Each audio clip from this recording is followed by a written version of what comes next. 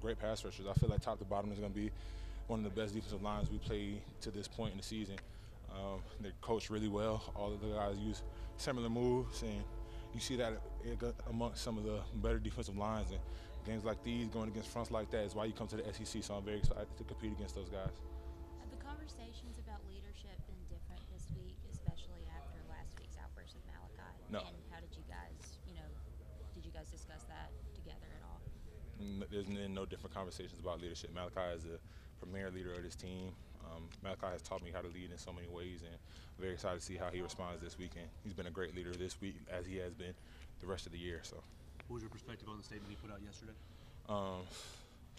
I know Malachi personally. Me and Malachi are really close, so I understood where he was coming from. So, I didn't need it, but for the public who was blowing the situation out of proportion, I guess that was good. Tyler, we hear always about the 24-hour rule for you guys after wins and losses. Just for you personally, how'd you kind of spend that 24 hours just processing, this last loss and trying to bounce back from it? I'm reflecting, just asking myself what I could have done better on the field, but as a leader as well. So I reflected. I'm very intentional about how of my emotions. So I just wrote down some of the things I was feeling on the bus. So I just couldn't get that feeling. So whenever I don't feel like getting up in the morning or don't feel like eating the right things, I'm gonna go back to that list. It's dated, titled the Vandy game, so that's gonna be my motivation for the next couple of weeks. But I'm focused on South Carolina this week. What are some of those things that you ended up writing down? Finish.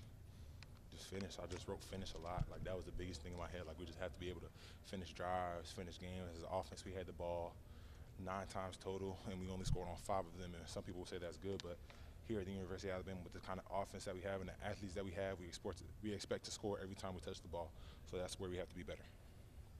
Do you have any, people you seek out to for advice, when you go through kind of games like this, adversity like this, and did you kind of talk with them after this Vandy game, and what were those conversations? Just some of my older brothers, like Darian Dalcourt, J.C. Latham, Terrence Ferguson. Those are some of my best friends in the world. So they had a different perspective of the game, and we talked, and we had a bunch of much needed laughs, and so it was good to talk to those guys, and then my family, of course.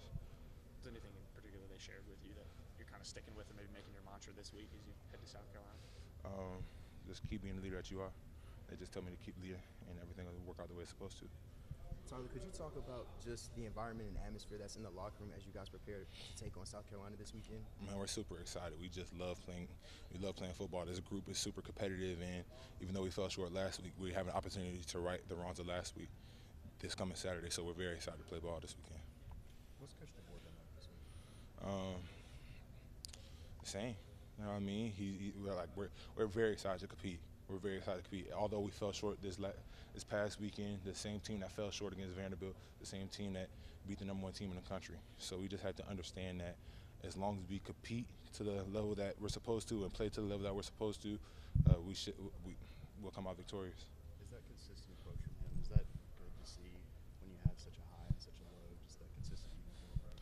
Definitely, it's very great to see out of your head coach and out of leaders. And I know it's in 2 different positions. Bryce was kind of the same way in my freshman year. So after turnovers, after any TFLs that I probably gave up as a freshman, Bryce was even keel. He was like, "Hey man, you're good. You'll get it."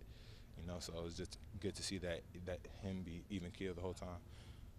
Does that trickle down to leaders like yourself? Is that kind of the message you're trying to convey to the rest of the team?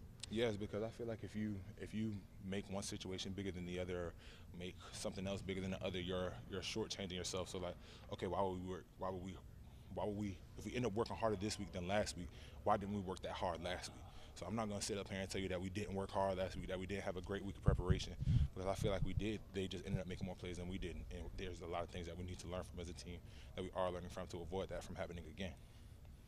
Saw Gino make a few plays, get kind of more of an opportunity. How has he kind of grown here in the first couple weeks of the season? Gino's grown a lot.